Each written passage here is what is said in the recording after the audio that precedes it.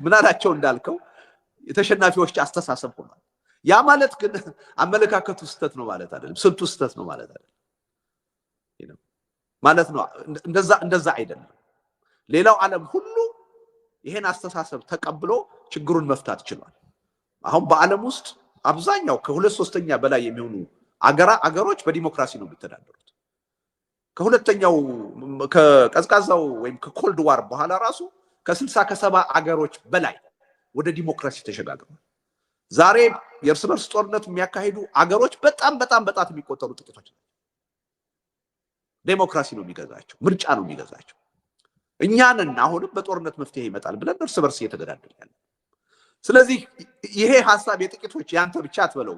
እኔ እንደዛ ብዬ አላምንም። ይሄን ሐሳብ የሚጋሩ ብዙዎች እንዳሉ አውቃለሁ። የጥቂቶች ሆኗል ካልክ ግን አዎ ሆኗል። እውነት ነው። ብዙዎች ይሄን ሐሳብ አይጋሩትም። እውነቱን ለመናገር ስለ ሰላማዊ ትግል እኔ ያለኝ አመለካከት አሁን በህዝብ ደረጃ ተቀባይነት የለውም። እንኳንስ በህዝብ ደረጃ የራሴን የቤተሰብ አባላት ማሳመን አልቻልኩም። አብዛኛዎቹ የቤተሰብ አባሎች በሰላማዊ ትግል ለውጥ አይመጣም ብለው የሚያምኑ ናቸው። በዛ ደረጃ ነው የተሸነፍነው። በዛ ደረጃ ነው በሰላማዊ ትግል ህዝብ እምነት ያጣ። ግን ይሄ ትክክል ነው ማለት አይደለም። ትግል ማለት በፈተና ውስጥ እየወደቁ እየተነሱ ስልቱን ጥርስ ነክሶ እስከ መጨረሻው ድረስ ይዞ መቀጠል። ማሸነፍ የሚቻለው በዛ ሂደት ነው። መሀል ላይ ተስፋ ቆርጠን የምናቆመው ከሆነ የትም መድረስ አይቻልም። ስለዚህ በዚህ መልኩ ብታየው ይገባል። ብቻህን ነህ የሚለው በጣም የጠበበ ይመስለኛል። ግን ጥቂቶች ናቸው የዚህ አመለካከት አራማጆች ካልከኝ እስማማለሁ። የተሸነፈ አመለካከት ሆኗል። ግን የተሸነፈ ማለት የተሳሳተ ነው ማለት አይደለም። ኢትዮጵያ ውስጥ አለመታደል ሆኖ የሚሸነፈው አስተሳሰብ ጥሩ አስተሳሰብ፣ አለመታደል ሆኖ አሸናፊ የሚሆነው አስተሳሰብ በጎ ያልሆነው አውዳሚው አስተሳሰብ በተግባር እያየነው ያለ ነው። ለዚህ ነው በጭካኔ በርስ በርስ እየተገዳደልን ያለ ነው። ችግራችን ከጊዜ ወደ ጊዜ ከመፍታት ይልቅ ወደ ባሰ አዘቅት ውስጥ እየገባን ያለ የምንከተለው ስልት ትክክል ስላልሆነ ያረጀ ያፈጀ ለሺህ ዘመናት ተጠቅመን ለውጥ ያላመጣንበትን ስልት ነው አሁንም እያራመድን ያለ። እንደውም ከአንድ ችግር ወደ ሌላ ችግር ነው እየተሸጋገርን ያለ። ከዚህ ቀደም ያስቸግረን የነበረው ጽንፈኝነትና ጦረኝነት ነው። አሁን ደግሞ ብሔርተኝነትን ጨመርን። ይሄ የበለጠ ችግራችንን አወሳሰብ፣ ውድቀታችንን አይቀሬ እያደረገው መጥቷል። ይሄን መገንዘብ ተገቢ ይመስለኛል። ከዚሁ ጋር ተነስቶ በምን ሚኒመም ፕሮግራም ነው ከሌሎቹ ጋራ በጋራ ሊሰሩ የምትችሉት የሚለው እኔ በተለያዩ መድረኮችም አንስቻለሁ፣ ጽሁፎችም ላይ አንስቻለሁ። የኢትዮጵያ የፖለቲካ ኃይሎች በጋራ ልንሰራባቸው የሚገቡ በጣም መሰረታዊ ጉዳዮች አሉ የሚል እምነት አለ። ከሁሉም በላይ ዋናው ጉዳይ አሁን በተጨባጭ የጋራችን አጀንዳ መሆን ያለበት የሰላም አጀንዳ። ለኢትዮጵያ ህዝብ ከሆነ የምንታገለው የኢትዮጵያ ህዝብ የእያንዳንዱ ዜጋ ቀዳሚ ጥያቄ አሁን ሰላም ማግኘት፣ በሰላም ወጥቶ መግባት ነው። በሰላም ሰርቶ መኖር ነው። ሰላም የለውም። ከቦታ ቦታ እንደ ልቡ መንቀሳቀስ አይችልም። መነገድ አይችልም። ስለዚህ ሰላም ለሁሉም ነገር ደግሞ መሰረት። ኢትዮጵያ ውስጥ አንጻራዊ ሰላም ካልፈጠር ወደ መነጋገር ልንመጣ አንችልም። ወደ ድርድር ልንመጣ አንችልም። ካልተነጋገርንና ካልተደራደርን ደግሞ ችግራችን ሊፈታ ይችላል። የግጭት የጦርነት አዙሪት ነው የሚቀጥል። ስለዚህ የሁላችንም ቀዳሚ አጀንዳ መሆን ያለበት ሰላም ነው። ሰላም ነው ለሁሉ ነገር መሰረቱ። ይሄ ከፖለቲከኞቹ ብቻ የሚመነጭ ሳይሆን አሁን እውነቴን ነው ጥናት ቢደረግ አብዛኛው የኢትዮጵያ ህዝብ ቀዳሚ ጥያቄ የሰላም ጥያቄ፣ እያንዳንዱ ዜጋ በእያንዳንዱ ዕለት ሊያገኘው የሚፈልግ ነገር ሰላም ነው። ስለዚህ ይሄ ሰላም በጋራ ሊያታግለን የሚችል ትልቅ ቀዳሚ አጀንዳ ነው። አንዱ ይሄ። ሁለተኛው ለምንድነው ሰላም ያላገኘነው? የፖለቲካ ቅራኔዎች፣ ችግሮች ስላሉ እነዚህን ለመፍታት ምን ያስፈልገናል? ሀገራዊ የውይይትና የድርድር ሂደት ወይም ናሽናል ዲያሎግ ያስፈልገናል። ካልተነጋገርን፣ ካልተወያየን ችግራችን ሊፈታ አይችልም። ሰላማችን ዘላቂ ሊሆን አይችልም። ስለዚህ ይሄ የጋራ አጀንዳ መሆን ይችላል። ሁለተኛው አጀንዳ ናሽናል ዲያሎግ፣ ሀቀኛ የሆነ እውነተኛ የሆነ ናሽናል ዲያሎግ ያስፈልጋል። ይሄ የጋራ አጀንዳ ሊሆን ይችላል። ምክንያቱም አሉን የምንላቸውን ቅራኔዎች ሁሉ ወደ ጠረጴዛ አምጥተን ወደ ህዝብ ውሳኔ አምጥተን ልንፈታ የምንችለው መነጋገር ስንችል፣ ያ መድረክ ሲኖር፣ ይሄ የጋራ አጀንዳ ሊሆን ይችላል። ሌላው አሁን ባለው የኢትዮጵያ መንግስት በብልጽግና መንግስት ችግራችን ሊፈታ ይችላል። ያለፉትን 6 ዓመታት ፓተርን ካየነው ሂደት ካየነው ከቀውስ ወደ ቀውስ ነው እየተሸጋገርን። በአንድ ቀውስ ላይ ሌላ ቀውስ እየጨመርን መጣን እንጂ ችግራችን በፍጹም እየተፈታ አልመጣም። እስከ ሰሞኑ የትግራይ ክራይሲስ ድረስ ኦሮሚያ ውስጥ ያለው ችግር፣ አማራ ክልል ያለው ችግር በአጠቃላይ ሲታይ በ6 ዓመቱ እየተቃለለ እየተፈታ የመጣ ችግር የለም። ከአንድ ችግር ወደ ሌላ ችግር ነው እየተሸጋገርን ያለነው። ቀውስ እየተባዛ ነው የመጣው። አለመተማመን እየተባዛ ነው የመጣው። ስጋት እየተባዛ ነው የመጣው። ስለዚህ አሁን ባለው መንግስት የሚፈታ ችግር የለም። ነገር ግን አሁን ያለው አገዛዝ ተሳታፊ የሚሆንበት አዲስ የሽግግር ሂደት ያስፈልጋል። ሁሉንም በሐቀኝነት የሚያሳትፍ ሁሉን አቀፍ የሆነ የሽግግር ሂደት ያስፈልጋል የሚለው የሁሉም አጀንዳ ነው።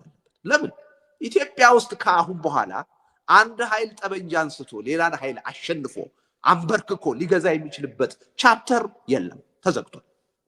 ዝም ብለን እንዋጋለን እንጂ ዝም ብለን አሁን የትግሉ አውድማ ውስጥ እንፋለማለን እንጂ ማንም ኃይል ከዚህ በኋላ ራሱን አሸናፊ አድርጎ ሌላውን ጨቆኖ ሊገዛ የሚችልበት እድል የለም።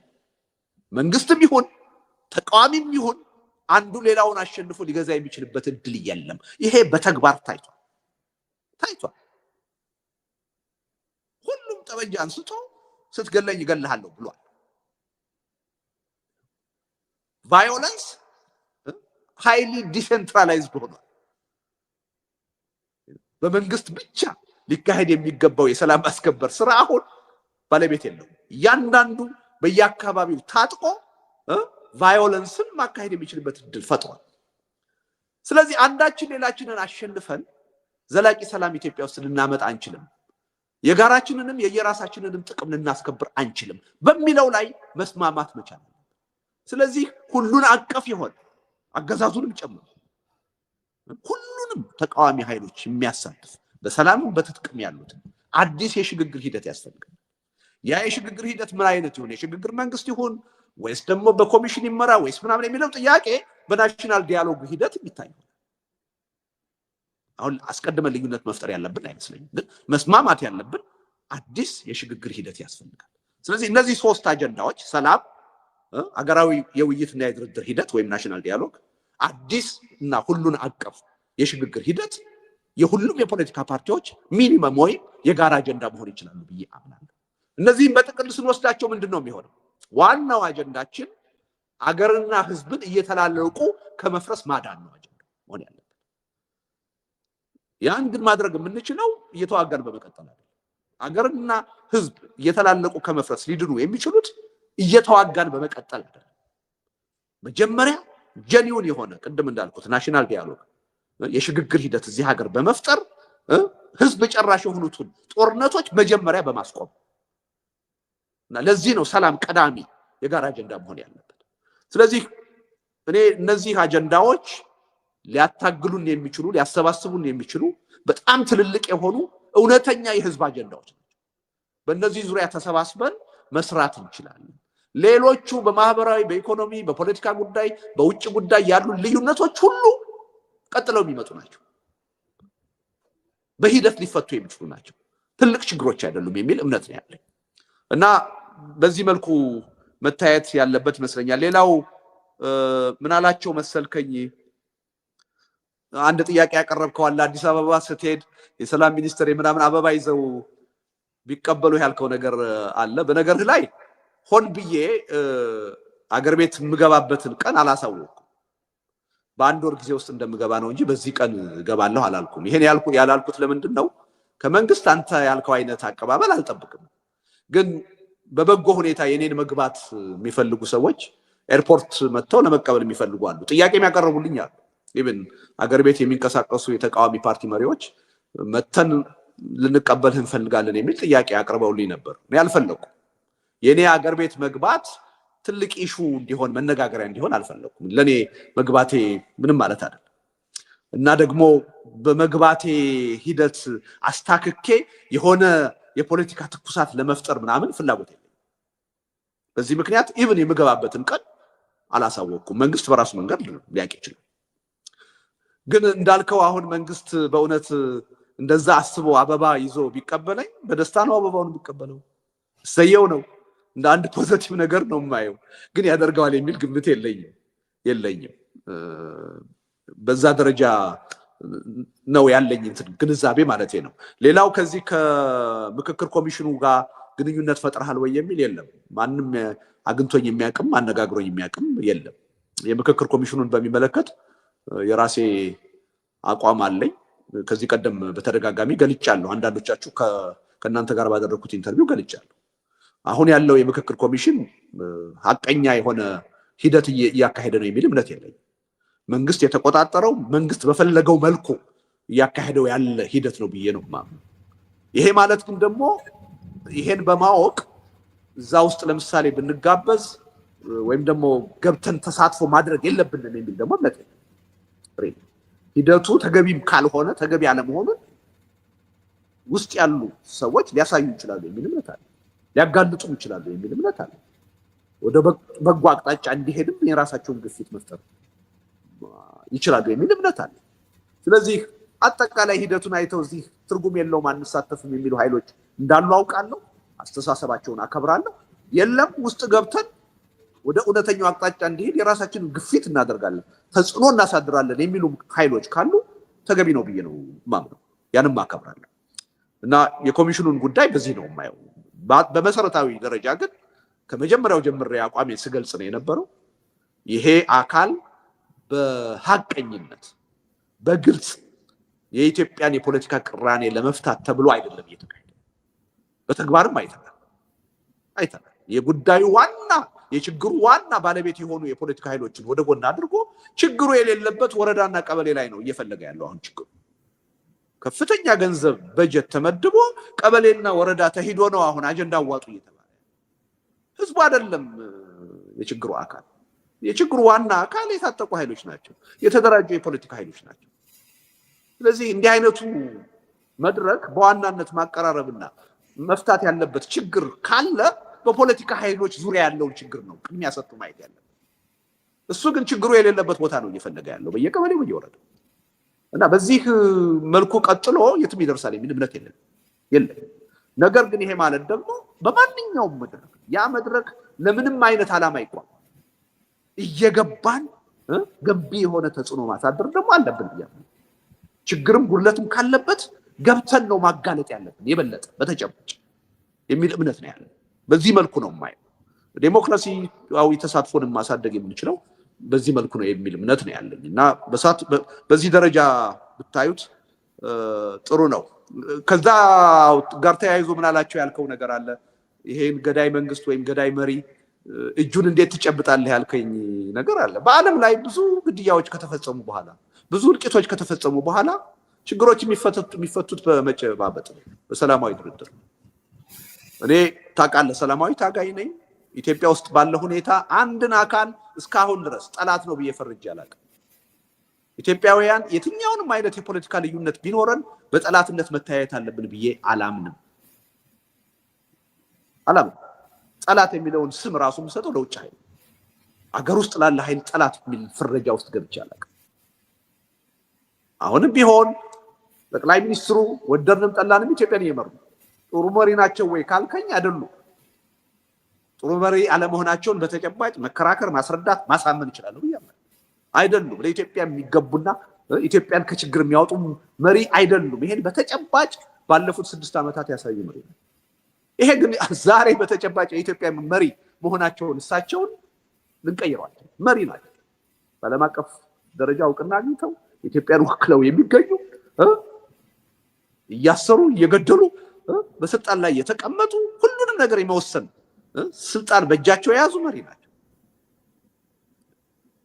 ይሄ ሰውዬ በማንኛውም ጊዜ ችግራችንን በንግግር በውይይት እንፍታ ብለው ቢጋብዙኝ ጋበዛለሁ።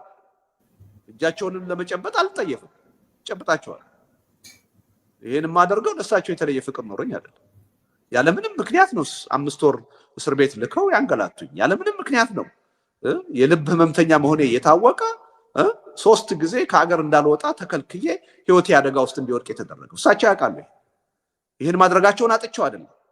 ግን ፖለቲከኛ ስንሆን በተለይ የፖለቲካ አመራር ሚና እንዲኖረን ስንፈልግ ጉዳዩን ከግል ስሜታችንና ፍላጎታችን አውጥተን ከሀገርና ከህዝብ ጥቅም አንጻር ማየት አለብን። ስለዚህ ለኢትዮጵያ የሚበጅ ትንሽም ነገር ቢሆን የሚገኝ ከሆነ የማንንም እጅ ለመጨበጥ ነው ዝግጁ የማንንም እጅ እና በዚህ መልኩ ቢታይ ተገቢ ይመስለኛል። ሌላው ያነሳው ጥያቄ ምናላቸው ጋር ተያይዞ አንዳንድ ነገሮች ይሰማሉ። በተለይ እዚህ ቅርብ ጊዜ ከጻፍኩት ወረቀት አንጻር አዎ ተቃዋሚውን ተችቻለሁ፣ ታጣቂዎችን ተችቻለሁ፣ መንግስትን ተችቻለሁ፣ ከዛም አልፌ ህዝብን ተችቻለሁ። በእኔ እምነት 33 ዓመት ሙሉ በህዝብ የተጠሉ አምባገነን መንግስታት ናቸው ስልጣን ላይ ያሉት እያል ለውጥ ማምጣት ያልቻልነው ተጨባጭ የሆነ ድክመት ችግር ተቃዋሚዎችም ህዝቡም ውስጥ ስላለ ምንታገለውን አገዛዝ በልጠን ብንገኝ ኖሮ ከሱ የተሻለ ብንሆን ኖሮ ለምንድን ነው 33 ዓመት በጫንቃችን አምባገነን ተሸክመን የቀጠልን? ይሄን ራሳችንን መጠየቅ አለብን።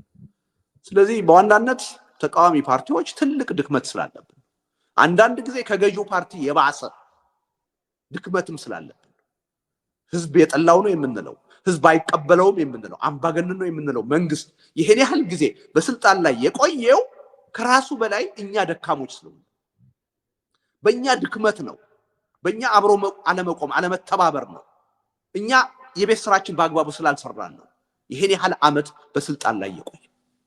ስለዚህ ተጠያቂነቱን ለመንግስት ብቻ ልንሰጠው አንችልም። መንግስትማ አምባገነን ነው ብለናል። አምባገነን መንግስት ሊያደርገው የሚችለውን ነገር ሁሉ እያደረገ ቀጥሏል።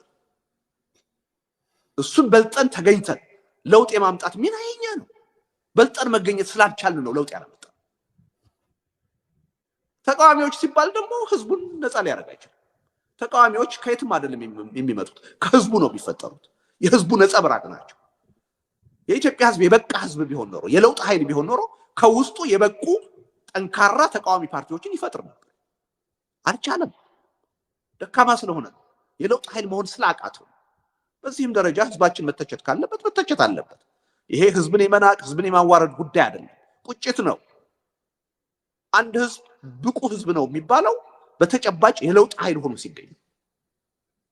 አለበለዚያ አምባገነን በፈለገው ጊዜ መጥቶ በጫንቃው ላይ ለዘላለም የሚቆይበት ህዝብ ጠንካራ ነኝ ሊል አይችልም፣ የበቃ ነኝ ሊል አይችልም። ይሄን በደንብ መገንዘብ አስፈላጊ ነው እና ግምገማም ሳደርግ ምናላቸው አንዳንድ አሉባልታዎች ሰምቻለሁ። በፍጹም እዛ ወረቀቴ ላይ ያላልኩትን ለምሳሌ ልደቱ የፋኖ ትግል የከሸፈ ነው ብሎ ጽፏል ተብሎ በአንዳንድ መገናኛ ብዙሃን ሲነገር ሰምቻለሁ። አልወጣኝም፣ እዛ ውስጥ የለም። እንደውም በዋናነት እኔ የተቸሁት የ33 ዓመቱን ትግል ከ33 ዓመት ትግል በዋናነት የተቸሁት በሰላማዊ ትግል ለውጥ እናመጣለን ብለን የተደራጀውን ኃይሎች ነው የተቸሁት። ኦፍኮርስ የትጥቅ ትግል እያካሄዱ ያሉት በዋናነት የመጡት አሁን ከ5 ከ6 ዓመት ወዲህ ነው። እነሱንም እተቻለሁ። አጠቃላይ የትግሉን ሂደት በዚህ ደረጃ ማናይ ከሆነ ሁልጊዜ ችግሩን ያገዛዙ ብቻ አድርገን የምናይ ከሆነ የትም መድረስ የምንችል አይመስለኝም። አንዱ ትልቁ ድክመታችን ይሄ ነው። የተቃዋሚው ጎራ ራሱን ቆም ብሎ ካልገመገመ ጉድለቱን ችግሩን ካላየ ሁልጊዜ የችግሩን ምንጭ ያገዛዙ አድርጎ የሚያቀርብ ከሆነ የትም መድረስ አይችልም። ይሄን ሐሳብ ዛሬ የጀመርኩት አይደለም። ከ20 ዓመት ከ25 ዓመት በፊት ጀምሮ ሳራምደው ነበር። ግን ደግሞ እስካሁን ድረስ በተገቢ መንገድ ተቀባይነት ያላገኘ አስተሳሰብ